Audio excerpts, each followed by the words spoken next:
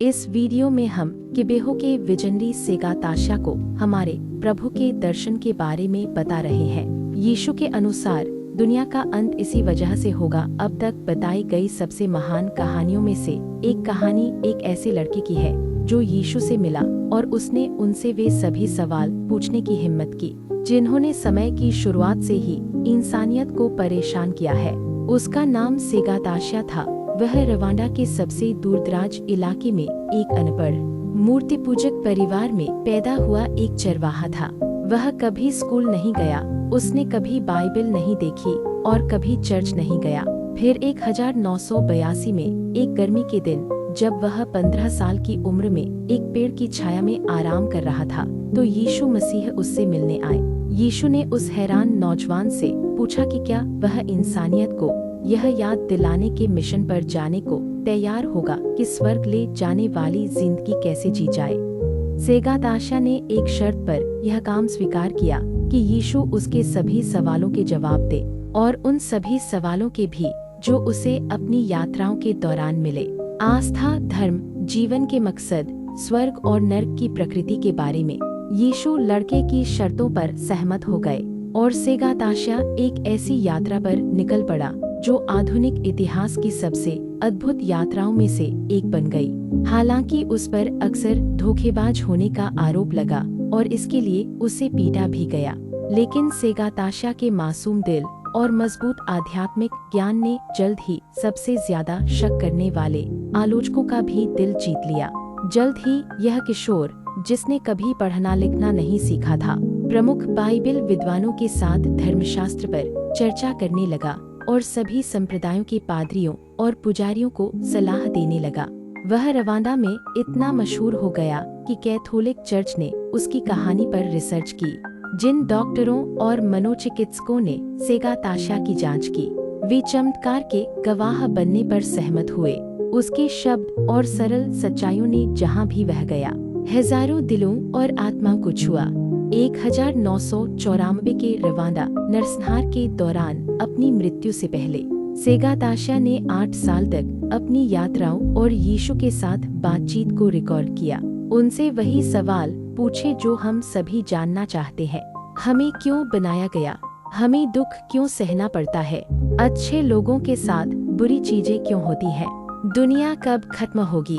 क्या मौत के बाद जिंदगी है? स्वर्ग कैसे जाए? इन और कई दूसरे जिंदगी बदलने वाले सवालों के जवाब इस किताब में बताए गए हैं, जो सेगाताशा की असाधारण जीवन कहानी का पहला पूरा ब्यौरा है। इमैकुली इलिबागिजा, सेगाताशा की करीबी दोस्त और रवांडा होलोकॉस्ट से बची हुई, ने यीशु के साथ उनकी सभी बातचीत रिकॉर्ड की, जिसमें दुनिया के अंत के बारे में यह बातचीत भी शामिल है। यहाँ एक लड़के और यीशु के बीच हुई बातचीत का एक अंश है। प्रभु, जब सभी धर्म आपके लिए सब कुछ कर रहे हैं, तो वे एक दूसरे से युद्ध क्यों करेंगे? क्योंकि सभी धर्मों में बहुत से ऐसे लोग हैं जो भगवान के प्यार में विश्वास करने का दावा करते हैं, जबकि असल में वे सच में विश्वास नहीं करते। युद्ध होगा क्योंकि बहुत से ऐसे लोग हैं जो कहते हैं कि वे प्यार करते हैं, लेकिन उनके दिलों में भगवान या इंसान के लिए कोई प्यार नहीं है। यह कैसे मुमकिन है कि माता पिता और बच्चे युद्ध करेंगे, जबकि माता पिता और बच्चे के बीच प्यार का इतना मजबूत रिश्ता होता है? परिवार में संघर्ष होगा क्योंकि लोग ऐसी दुनिया में रहते रहते थक जाएंगे जहां बहुत दुख है।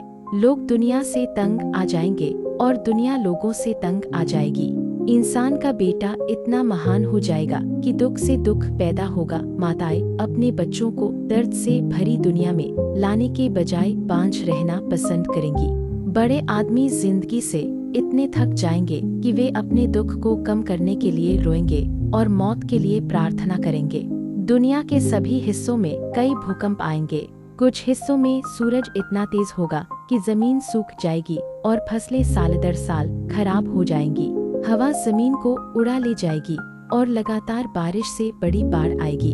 कई देशों में अकाल पड़ेगा। बहुत से लोग खाने के लिए एक दूसरे से लड़ेंगे और बहुत से लोग भूख से मर जाएंगे। इस अध्याय का शीर्षक है यीशु के अनुसार दुनिया का अंत पूर्णविराम। ये शब्द जो ज्यादातर बाइबल की आखिरी किताब रेवेलेशन या एपोकैलिप्स में पाए जाने वाले शब्दों से मिलते जुलते हैं। कथित तौर पर जीसस ने अफ्रीकी लड़के सेगाताशा से कहे थे, जो बाद में 1994 में रवांडा में हुए भयानक नरसंहार में लाखों मासूम पीड़ितों में से एक बन गया।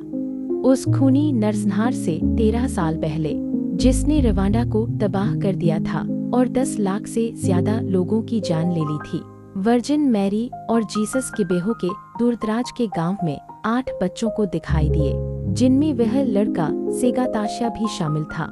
किबेहो के संदेशवाहकों का मजाक उड़ाया गया और उन पर शक किया गया, लेकिन उस छोटे से गांव में एक के बाद एक चमत्कार हुए, इसलिए हजारों रवांडावासी उन चमत्कारों को देखने के लिए किबेहो गए। सालों तक अनगिनत लोगों ने वर्जिन मैरी और जीसस को 8 दिव्यदर्शी लोगों के जरिए भगवान के प्यार के बारे में बात करते हुए देखा, जो ऐसे संदेश दे रहे थे जिनका दावा था कि वे न केवल रवांडावासियों के लिए बल्कि पूरी दुनिया के लिए थे।